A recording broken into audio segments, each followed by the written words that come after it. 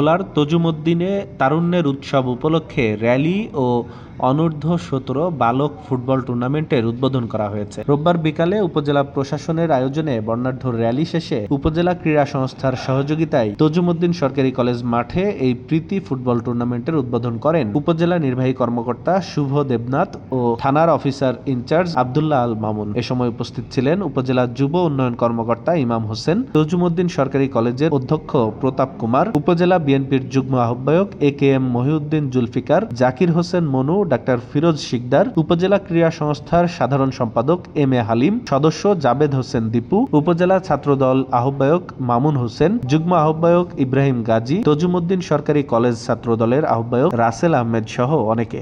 টুর্নামেন্টের উদ্বোধনী ম্যাচে শম্ভুপুর ফুটবল একাদশ বনাম সোনাপুর ফুটবল একাদশ অংশগ্রহণ করেন। টুর্নামেন্টের উদ্বোধনী ম্যাচে শম্ভুপুর ফুটবল একাদশ বনাম সোনাপুর ফুটবল একাদশ অংশগ্রহণ করে।